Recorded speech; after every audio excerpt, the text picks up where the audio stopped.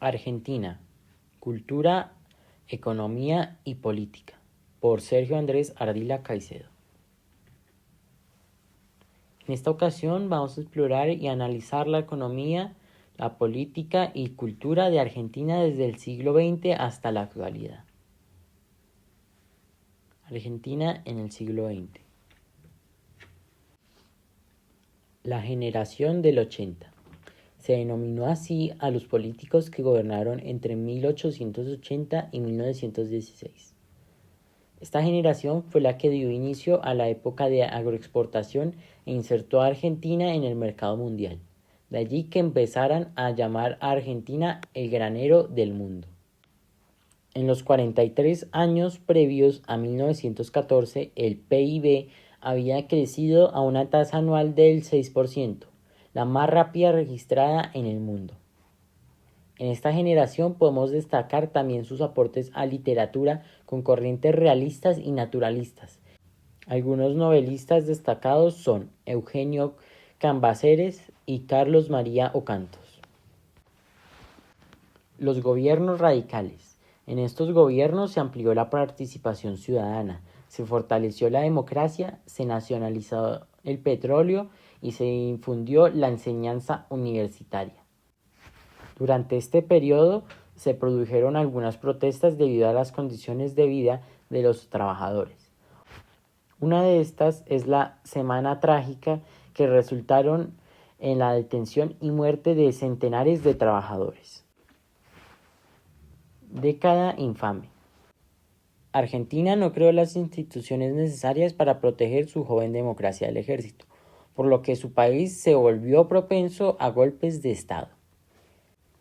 Aquí es donde empiezan los golpes de Estado, en esta ocasión liderado por José Félix Uriburu y Agustín P., apoyado por los grupos conservadores.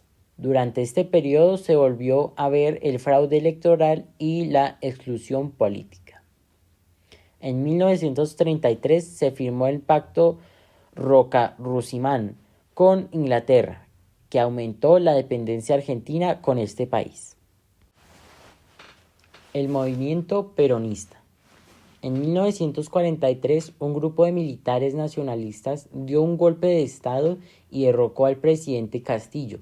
Dentro de este grupo se destacó el coronel Juan Domingo Perón, del cual este movimiento toma su nombre. El peronismo ha gobernado entre 1946 y 2023.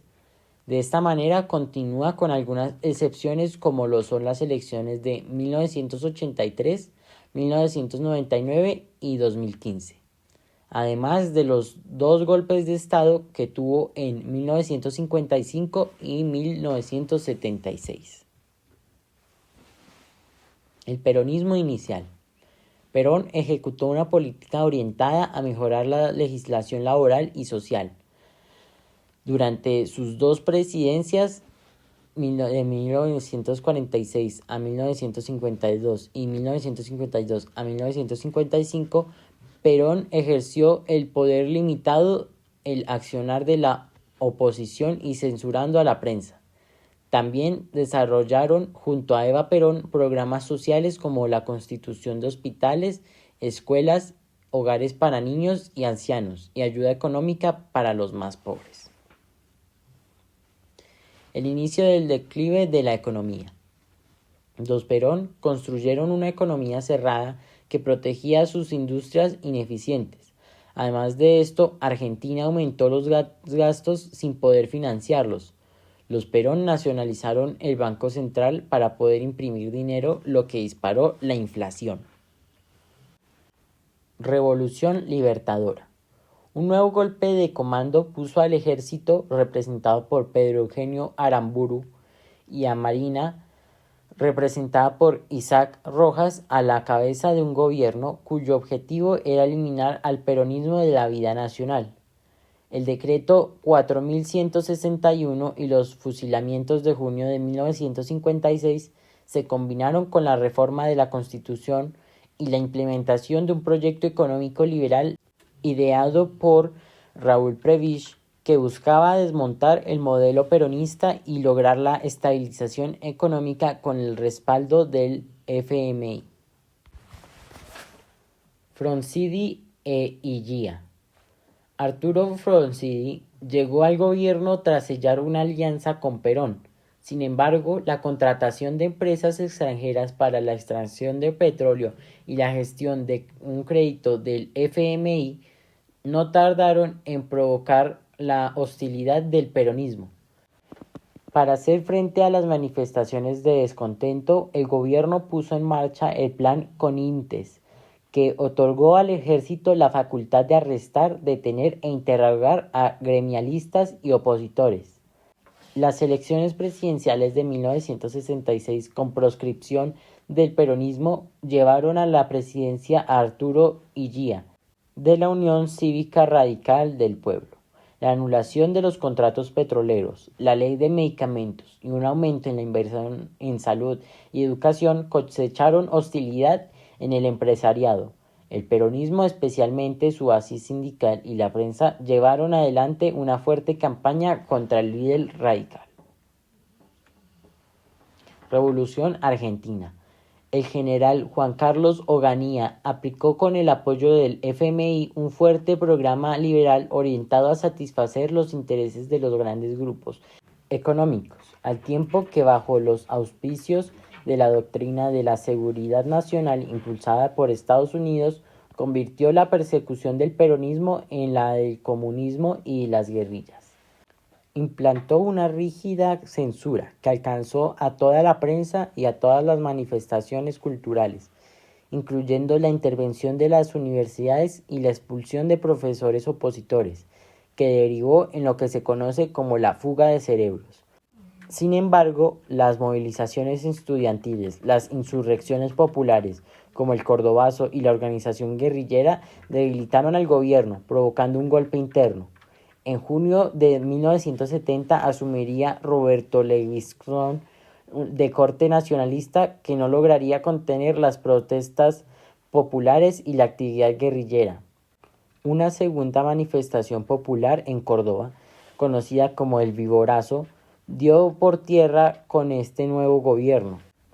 En marzo de 1971 asumió Alejandro Agustín Lanusse, quien propugnó una política conciliadora a través del GAN, permitiendo el regreso de Juan Domingo Perón y convocando a elecciones nacionales sin proscripciones para el peronismo.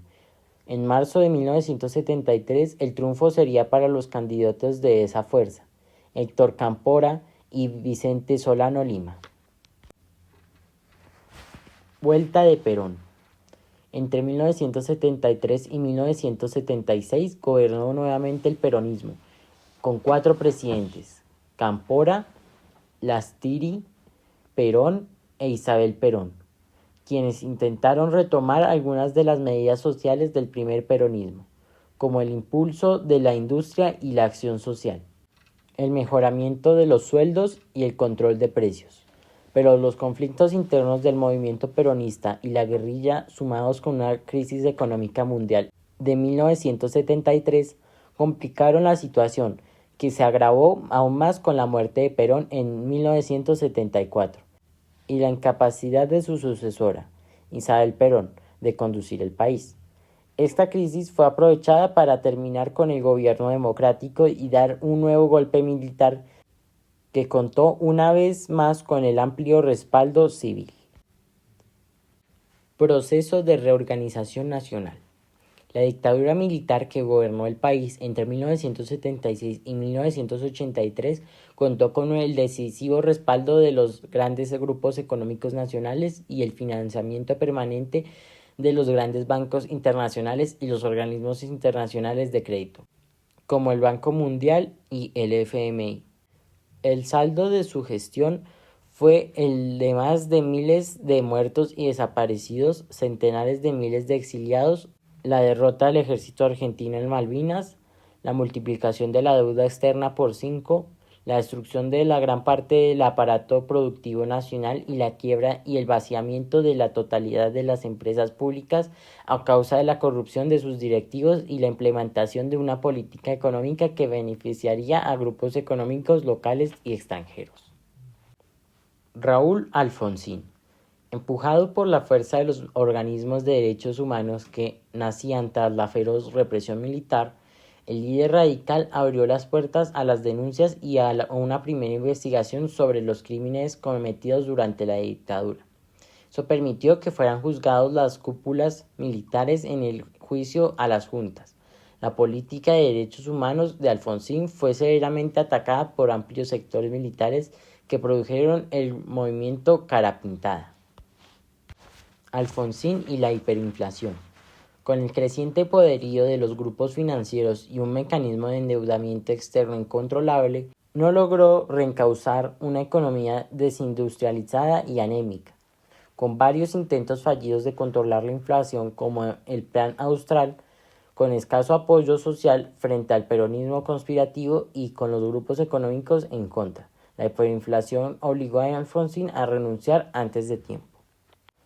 Carlos Menem, el candidato peronista que accedió a la presidencia en 1989, procedió paradójicamente a implementar el Consenso de Washington, que se encontraba en las antípodas de su prédica electoral y los postulados históricos del peronismo.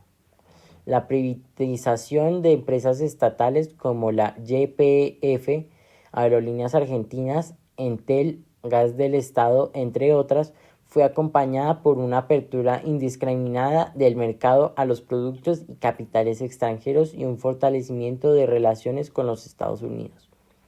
El proyecto se completó con el plan de convertibilidad monetaria y las renegociaciones de la deuda externa, que provocaron una mayor dependencia y endeudamiento. El modelo suscitó el apoyo de los sectores medios, que inicialmente se vieron beneficiados por la política monetaria y de importación, pero pronto comenzaron a hacerse visibles los efectos devastadores en términos sociales y culturales, con una exposición de la desocupación y de la pobreza, y con la visibilidad e impunidad de la corrupción a gran escala. Carlos Menem y el 1 a 1. La medida que comenzó a regir en abril de 1991 tras su aprobación en el Parlamento establecía una paridad fija del peso argentino al dólar estadounidense, es decir, un peso argentino pasó a valer lo mismo que un dólar. Para hacer esto posible, el Banco Central de ese país se convirtió en una virtual caja de conversión que tenía la obligación de respaldar cada peso en circulación por un dólar estadounidense. Así, al poco tiempo, Argentina logró reducir drásticamente su inflación y estabilizar su economía, a lo que siguió un largo periodo de consistencia en los precios. Se pasó de una economía cerrada con alta inflación y muy protegida a una economía abierta, con muy baja inflación, pero que entró en problemas a partir de 1996. La ley de convertibilidad fracasó debido a factores externos como la fortaleza del dólar, la devaluación del rublo y del real, siendo esta última considerada como el acta de defunción de la convertibilidad. De la Rúa, el Corralito y el helicóptero. En 2001, la demanda de dólares había superado ampliamente la capacidad del país sudamericano de generar estas divisas. Con su economía estancada y un peso caro y poco competitivo, Argentina dependía cada vez más de la financiación extranjera. El 97% de su deuda externa era en dólares. Preocupados por la situación económica, muchos argentinos empezaron a enviar sus dólares a cuentas en el exterior. El 3 de diciembre, de la Rúa firmó en el decreto 1570, bautizada como el Corralito, impuso restricciones a la retirada de depósitos bancarios, asfixiando aún así más la población, paralizando el comercio y dejando al vasto sector informal de la economía sin posibilidades de subsistir. Finalmente, el mandatario huyó en helicóptero y presentó su renuncia, abriendo una crisis política e institucional que llevaría al nombramiento de 4 presidentes en menos de 2 semanas. La pacificación. A comienzos de 2002, al final de la paridad entre el dólar y el peso, y la pacificación de los depósitos en dólares, lo que provocó una severa devaluación que hizo que se disparara la pobreza, que llegó a hundir a 2 de cada 3 argentinos. En tanto, el país también dejó de pagar su deuda externa, declarando lo que en ese momento fue el default más grande de la historia de 144.000 millones de dólares. La era Kirchner. Néstor Kirchner, un exitoso empresario de la sureña provincia de Santa Cruz, gobernó de 2003 a 2007. Los Kirchner hacen parte del movimiento peronista. El mandato de Néstor logró aliviar el descontento social del Corralito y presentó algunos avances en materia económica. Sin embargo, se encontraron irregularidades y fraudes durante la administración Kirchner. La sucesora Kirchner dejó una inflación del 26,9% según datos de la Dirección General de Estadística y el Censo de la Ciudad de Buenos Aires. 18,5% según el INDEC de aquel momento, y una pobreza del 30%, según el Observatorio de la Deuda Social de la Universidad Católica Argentina. Un tribunal penal en Argentina condenó a la vicepresidenta del país a 6 años de prisión por el delito de administración fraudulenta durante los 12 años que gobernaron ella y su difunto marido, el expresidente Néstor Kirchner. Milei el libertario. El reto principal durante su mandato para Milei será la inflación. El último dato oficial arrojó un acumulado del 120% en el año 2023 y más del 140% interanual. Se le suman otros indicadores negativos como un 40% de pobreza, altos niveles de informalidad laboral y el cepo cambiario. Milei ya empezó con su déficit cero, que consiste en que el Estado tenga más ingresos que egresos. Redujo la mitad de ministerios y secretarías con su motosierra, al igual que los subsidios de la energía y el transporte.